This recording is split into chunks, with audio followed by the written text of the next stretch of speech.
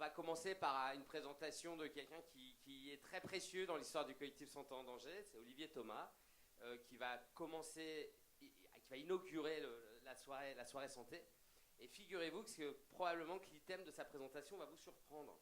Parce qu'effectivement, quand on a des déserts médicaux et qu'on a du mal à trouver un médecin généraliste, quand on a des hôpitaux, des services qui ferment, des services d'urgence qui ferment, quand on a des infirmières libérales qui manifestent, que rien ne va, on a du mal à se pencher sur certaines thématiques qui sont pourtant fondamentales. Ces thématiques-là, Olivier va nous en parler, c'est ce qu'on appelle l'éco-conception ou l'éco-responsabilité de nos bâtiments. C'est absolument passionnant. Bon, on est potes avec Olivier, donc je ne vous cache pas que je savais ce que je faisais en l'invitant ce soir. Je te remercie, Olivier. Viens. Bon, on peut peut-être l'applaudir. Allez, voilà. Je vais tout de suite lui laisser la parole. Et parce que ce que je voulais dire, c'est quand on est en fait obsédé par le curatif et les problèmes du curatif, finalement, il y a plein de choses dont on n'a pas le temps de parler, mais ça nous tenait à cœur ce soir, justement de parler de ces thématiques-là. Et vous aurez vu dans le programme qu'il y a 3 thèmes consacrés à la santé environnementale. À toi, Olivier. Merci.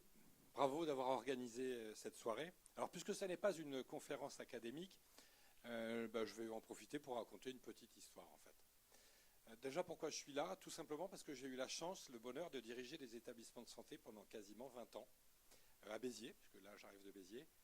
Et je me suis aperçu pendant quasiment ces 20 années que le système de santé participait, hélas, à fabriquer les maladies de demain.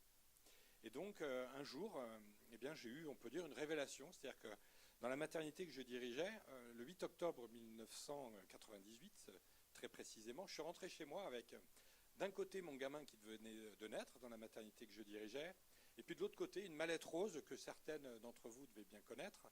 Donc, je suis rentré chez moi avec cette mallette rose, et puis là, je l'ai ouverte en rentrant, et je me suis aperçu que 100% des produits qui étaient distribués dans cette mallette rose, que je distribuais donc, étaient composés de produits classés perturbateurs endocriniens et dont certains composants étaient même classés par les toxicologues de l'époque, CMR pour les profanes, c'est-à-dire cancérigènes, mutagènes et reprotoxiques. Donc là, je suis un peu tombé de ma chaise. Je me suis dit, est-ce que ça a du sens que d'un côté, d'essayer de faire de la santé, de la prévention, et puis de l'autre côté, de distribuer des produits qui fabriquent les maladies de demain? Eh bien là, je suis parti dans une espèce de combat où je me suis attaqué à ce que tu as évoqué, c'est-à-dire comment éco-concevoir le système de santé, comment prévenir la santé, comment être dans le serment d'Hippocrate, c'est-à-dire d'abord ne pas nuire, ensuite soigner. C'est comme ça qu'en 2009, je me suis lancé différemment. Je me suis dit, j'abandonne ça et je vais créer une agence, c'est ce que je fais. J'ai créé une agence qui s'appelle Primum Non Nocere, on est basé à Béziers, on est maintenant 50, et on intervient dans tout le pays pour justement accompagner les secteurs de la santé dans ce qui touche à l'éco-conception, et je vais vous raconter ce que c'est. Pour comprendre ce que c'est que l'éco-conception des soins, il faut se poser les questions suivantes. Est-ce qu'il est normal aujourd'hui de vendre dans les pharmacies françaises des produits qui contiennent des perturbateurs endocriniens alors qu'ils ont des autorisations de mise sur le marché? Est-ce qu'il est normal que l'on repeigne nos hôpitaux, nos cliniques, nos EHPAD avec des matériaux de construction et de rénovation qui contiennent, par exemple, des nanoparticules de dioxyde de titane qui elles-mêmes sont dangereuses pour la santé humaine? Est-ce qu'il est normal de mettre sur le ventre d'une maman enceinte, quand elle va faire une échographie chez son médecin, d'avoir des gels qui contiennent des perturbateurs endocriniens? Est-il normal d'avoir dans l'air intérieur, à cause des produits chimiques qu'on utilise ou de nos matériaux de rénovation, des produits qui sont nocifs à la santé humaine, etc., etc., etc. Je peux vous en écrire un bouquin, parce que ces questions-là qu'on se posait en 98, eh bien ce sont les mêmes aujourd'hui. C'est-à-dire qu'en clair, allez, j'exagère à peine, rien n'a changé. Quand je dis que rien n'a changé, c'est que pour ceux qui sont soignants et médecins, vous n'êtes pas formés sur ces sujets. Est-ce que quelqu'un dans la salle connaît par exemple l'indice PBT pour les médicaments? L'indice PBT, il existe depuis 25 ans en Suède. C'est un indice qui classe les médicaments, les molécules médicamenteuses, en fonction de leur persistance, de leur bioaccumulation et de leur toxicité. En clair, en tant que toubib, plus tu vas prescrire un médicament avec un faible indice PBT, moins on retrouvera dans l'eau de boisson et dans l'eau même des rivières des molécules médicamenteuses. Petite parenthèse, ça risque d'être un peu anxiogène encore pendant 5 minutes. On a des résidus médicamenteux dans toutes les eaux de boisson en France. Toutes. N'importe quelle rivière aujourd'hui, n'importe quelle rivière contient, avec le cycle de l'eau, des molécules médicamenteuses. Donc quand on se pose toutes ces questions-là, eh bien on intègre dans la réalisation d'un soin tous ces facteurs qui peuvent polluer soit la santé humaine, soit la planète. C'est ça l'éco-conception des soins. Donc ça touche les bâtiments, mais ça touche aussi la logique de l'usage unique, la composition des contenants et des contenus, la qualité de l'air intérieur à l'hôpital ou ma prescription médicamenteuse. C'est tout ça. Ce qu'il faut retenir, et c'est important de le dire en priorité ce soir, c'est qu'on a 3 défis devant nous. Que l'on soit professionnel, que l'on soit citoyen, que l'on soit, quel que soit son métier, on a 3 défis. L'humanité, c'est un peu pompeux, a 3 défis à relever. Et l'idée, dans la dynamique de l'éco-conception des soins, c'est justement de pouvoir permettre de répondre à ces 3 défis. Je vous les résume. Et je peux bien sûr assurer le service après-vente, je peux envoyer tout ça par écrit si tu en as besoin, Arnaud, et toute ton équipe. Les 3 défis sont les suivants. Le premier, c'est d'agir pour le changement climatique. Ça, tout le monde le sait. On ne sait pas comment faire. Mais il faut aujourd'hui concrètement agir, c'est-à-dire mesurer les émissions de gaz à effet de serre d'une organisation. Et ces émissions de gaz à effet de serre, elles sont directes ou indirectes. Pour cette soirée-là, par exemple, il y a de l'énergie directe là pour chauffer, climatiser, ventiler, faire à manger, sortir du café et de l'eau chaude. Toute cette énergie, elle se mesure. Et si on veut réduire ce problème du changement climatique, il faut que nous réduisions nos émissions de gaz à effet de serre par 4 d'ici 2040. En clair, on sait le faire. Dans la salle, vous ne maîtrisez pas forcément le sujet. Sachez que grâce à la logique de l'éco-conception des soins, on peut réduire l'empreinte carbone d'un hôpital, d'un EHPAD ou d'une clinique par 4 assez facilement si on le prend en considération. Il y a une clé, je vous la donne tout de suite. C'est l'engagement individuel et collectif. Ça veut dire qu'individuellement, on doit s'engager, comprendre pourquoi s'engager, et collectivement. Il faut les 2 niveaux. Si on s'engage individuellement, c'est ce qu'on peut appeler la responsabilité sociétale individuelle, la RSI, eh bien il y a également ce qu'on appelle la RSE, la responsabilité sociétale de l'organisation ou de l'entreprise. Si on fait ça, on sait agir sur le climat. Et agir sur le climat, réduire les émissions de gaz à effet de serre, ce n'est pas anodin. 1, ça va permettre de résoudre les problèmes écologiques, mais 2, on n'en parle pas, et j'engage les praticiens à prendre en main ce que je vais dire, c'est l'impact sur la santé humaine et animale de ce changement climatique. On a par exemple dans la région des foyers de dengue, de chikungunya, parce que la température augmente. On a aussi une explosion des allergies parce qu'on a de plus en plus de pollen à cause de tout ça. Donc premier défi, agir pour le climat.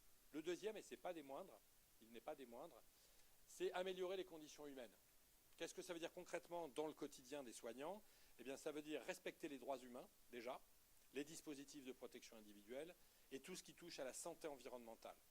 Est-ce que je suis sûr que dans mon hôpital ou mon EHPAD, j'ai protégé mes collaborateurs, par exemple, du formol? Si vous travaillez en institution hospitalière, ça n'a pas de sens de continuer à utiliser du formol. Aucun. Aucun. On peut le supprimer. Le formol se transforme en formaldéhyde dans l'air et il est cancérigène.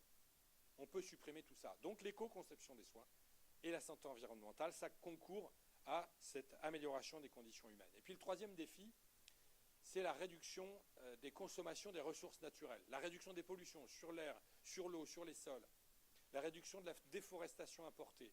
Pardon de ce titre un peu pompeux, je suis sûr que ça ne vous parle pas et j'espère, pour moi c'est un objectif, que ça vous parlera à l'issue de cette soirée. La déforestation importée, c'est quoi? Ce sont les forêts que l'on détruit à cause de nos achats, nous, les citoyens ou les hôpitaux. Quand on achète des produits, certains concourent à détruire les forêts. Parce qu'on a besoin, par exemple, de détruire des forêts pour faire pousser du soja, pour engraisser les bœufs. Vous voyez, c'est un peu loin de la santé, ça. Et pourtant, c'est une clé. Pourquoi c'est une clé? Parce que si on continue à détruire, comme aujourd'hui, là, actuellement, 15 millions d'hectares de forêts par an, là, aujourd'hui, on détruit dans le monde 15 millions d'hectares de forêts par an. Ça veut dire quoi? Que si on détruit ces écosystèmes, les animaux sauvages partent dans les villes et sont en contact avec les animaux domestiques et les humains. Ça, c'est zoonoses, épidémies, pandémies. Si on continue à détruire 15 millions d'hectares de forêt par an, on ne se passera plus jamais de masques dans les décennies à venir.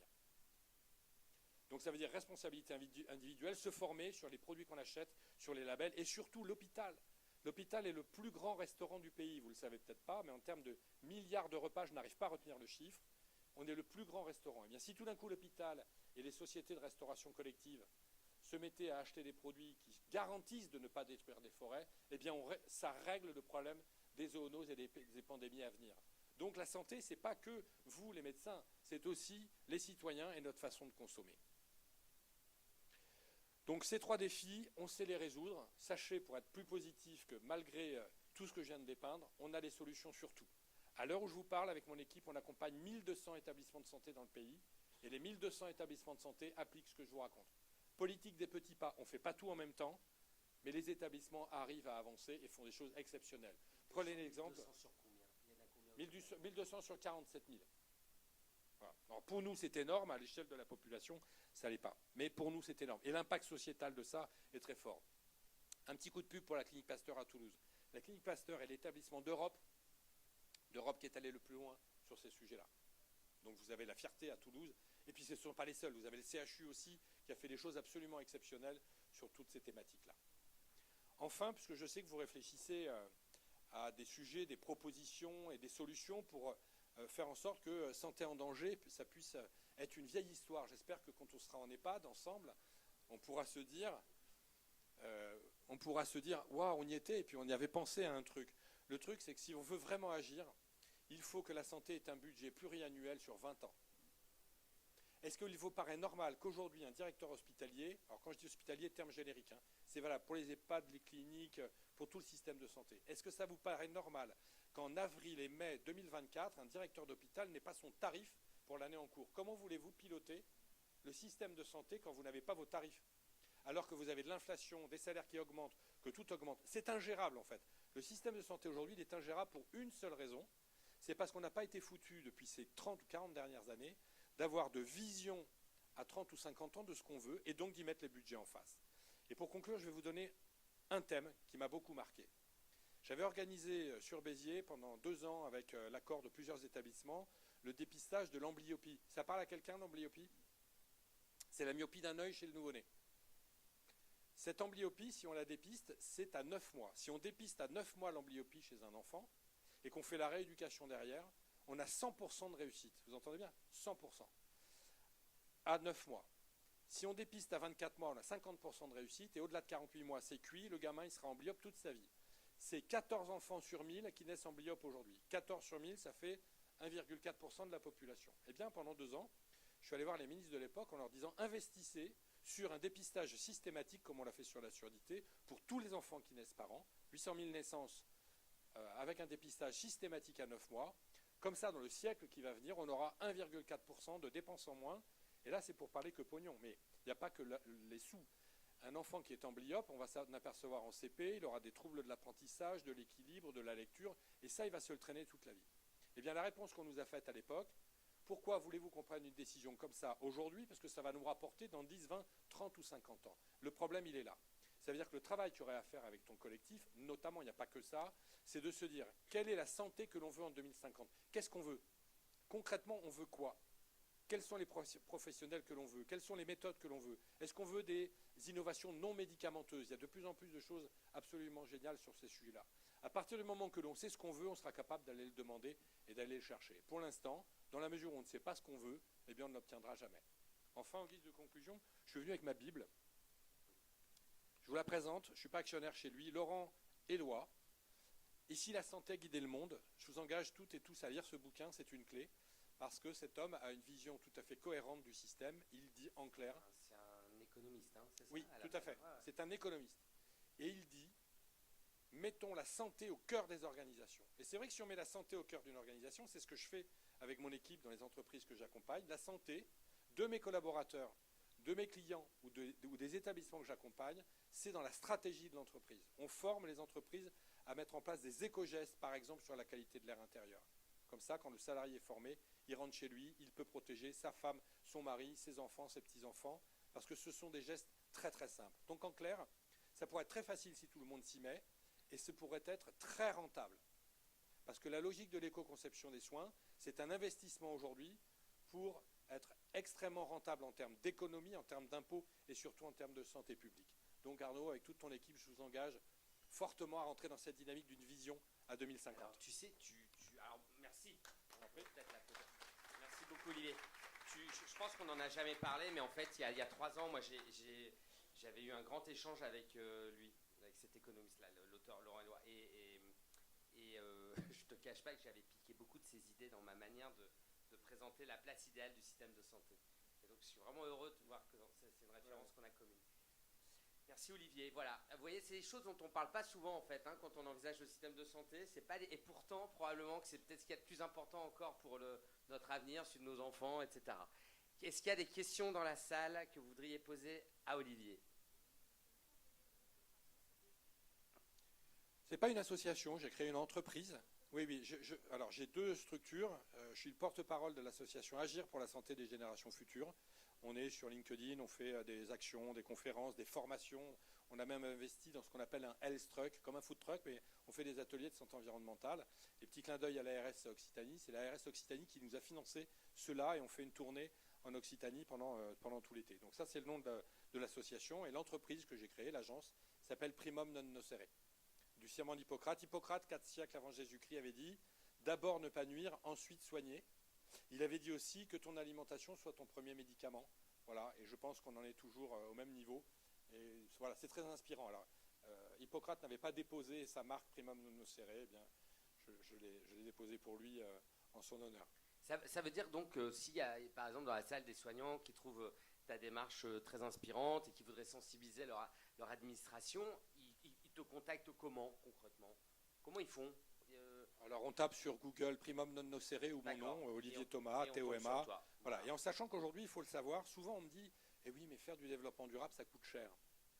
Alors déjà, il y a 50 études dans le monde qui montrent que le coût de l'inaction est bien plus coûteux que le coût de l'action, premièrement. Et je viens de faire une recherche sur les différents financements qu'il y a dans le pays. Il y en a 80. Il n'y a jamais eu autant d'argent dans ce pays sur ces sujets-là. Par contre, il n'y a pas forcément de projet structuré. Donc si vous voulez vous lancer dans votre service ou dans votre hôpital ou votre établissement, bâtissez un projet, posez une vision sur un sujet, pas sur tous, sur un, prenez-en un, et je vous assure qu'il y a des financements sur tous les sujets. Pour vous donner une idée, notre équipe, on est donc entre 50, eh bien 80% de ce qu'on fait est financé par soit l'ADEME, la Banque publique d'investissement, la Caisse des dépôts et des consignations, les OPCO. Ça veut dire qu'aujourd'hui, il y a une stratégie en France qui fait que, puisqu'on n'a pas intégré cette vision et cela dans les tarifs hospitaliers, eh bien ils sont financés par d'autres. Donc si on vous répond, il n'y a pas d'argent, c'est pas vrai, c'est qu'il n'y a pas d'envie. Mais alors Olivier, nous on n'est pas directeur d'hôpitaux, tu vois. Alors parfois on est gueulard, on est râleur en CME, où les soignants sont un peu impliqués, mais comment est-ce que les directeurs d'hôpitaux d'aujourd'hui sont formés à cette thématique-là? Première question. Deuxième question, est-ce que c'est les thématiques que tu nous as bien expliquées ce soir, est-ce qu'elles font partie par exemple des certifications? Tu sais qu'on fait chier les soignants pour des conneries lors des certifications, surtout depuis le Covid, tu vois, parce que c'est vrai que depuis le Covid, les certifications, on les vit plus de la même manière. À partir du moment où on s'est retrouvés, les soignants se sont retrouvés parfois sans matériel, si tu veux, maintenant, tu vois, les certifications ont une résonance vraiment désagréable. Sur ces 2 points-là, certification et formation des directeurs, comment on est en France? Alors, formation, hélas, les directeurs aujourd'hui qui font l'École nationale de santé publique ont un module de 7 heures. Donc, je peux vous dire qu'aujourd'hui, 7 heures pour piloter les 20 thématiques très clairement d'une stratégie RSE, ça ne suffit pas. Donc, formation, non, elle n'est pas suffisante. En ce qui concerne la certification, la Haute Autorité de Santé a rajouté en 2020 31 items sur le sujet. Donc, on doit aujourd'hui avoir un référent formé, un diagnostic sur le sujet, avoir fait son empreinte carbone, une stratégie bas carbone et avoir mis en place une stratégie sur la santé environnementale. Donc, oui, la certification des établissements de santé prend en considération tout ça. À la question, comment je fais, moi qui suis dans mon établissement, si je veux lancer un projet? Il faut que vous compreniez que les directeurs d'établissement, n'étant pas conscients et formés, on ne peut pas leur reprocher. Ils ne peuvent s'appuyer que sur des médecins ou des soignants qui ont envie d'agir. Donc si vous avez envie d'agir, bâtissez un projet. Il y a plein de méthodes pour faire des projets. Il y a plein de... Encore une fois, il y a des financements. Regardez l'ANAP aujourd'hui, l'Agence nationale de l'amélioration de la performance hospitalière, finance ces démarches-là, mais elle ne peut s'appuyer que sur vous. Le directeur, il ne peut pas, dans l'établissement, dire « je veux faire l'éco-conception de la cataracte ou de la prothèse de hanche ». Il ne peut pas. Le directeur, il ne peut pas non plus vous dire « je vais faire l'éco-conception de ma dialyse, mon green block ou l'éco-conception de ma sté ». Il ne peut pas. Il n'en a pas les compétences. Moi-même, je ne le faisais pas. Par contre, j'ai été capable de m'appuyer sur des praticiens, des soignants qui avaient cette volonté-là. Donc surtout, si vous en avez envie, montez au créneau, construisez ensemble. Je vous donne un petit morceau du texte de la loi climat et résilience. Personne n'a entendu parler de ce que je vais vous dire, mais c'est important que vous le sachiez. Dans cette loi, il est marqué que toute entreprise doit présenter chaque année au CSE les impacts environnementaux générés par l'activité. À partir de là, il y a 2 façons de le voir. Soit on se tape tous dessus, CSE et direction, soit on co-construit l'avenir et on se fait la cartographie des impacts environnementaux pour arriver à les résoudre. Et je n'ai pas trouvé de sujet sur ces thématiques-là qui n'ait pas de solution. Il n'y en a pas. Ce qui manque, c'est la volonté d'agir. Donc si vous décidez d'agir, la force de l'intention, vous vous en apercevrez, prendra le pas sur le reste. Merci beaucoup. Eh bien, on peut te applaudir encore. C'est toujours patient. Bon. Olivier il mériterait, enfin voilà, je crois qu'on pourrait l'écouter toute la soirée, hein. Mais ça va être le cas avec tous les orateurs ce soir. Mais merci beaucoup de nous avoir accordé ce temps-là. C'est une manière quand même pour nous de vous montrer que le collectif Santé en danger, il est extrêmement préoccupé par ces thématiques-là. On essaye de ne pas les oublier, on essaye de ne pas se laisser complètement vampiriser par les problèmes du curatif, des hôpitaux, de l'accès aux soins en ville, etc. Parce que ces thématiques-là, elles sont quand même un peu réjouissantes, je trouve, inspirantes. Et puis, probablement que ça permettra peut-être à certains d'entre vous de redonner une autre orientation à une carrière, par exemple, voire même, moi, je pense que ces thématiques-là sont très attractives pour les jeunes d'aujourd'hui, à qui on pourrait présenter. Il y a plein de nouveaux métiers autour de ces thématiques-là. Bon, voilà, on est lancé. Je me suis rendu compte que je ne m'étais pas présenté.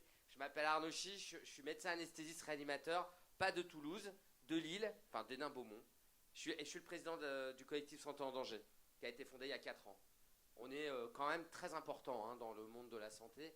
On est vraiment, on embête beaucoup les députés, les sénateurs, le ministère et même le service santé de l'Élysée. Donc on essaye de porter des propositions, d'être un peu du poil à gratter des lanceurs d'alerte.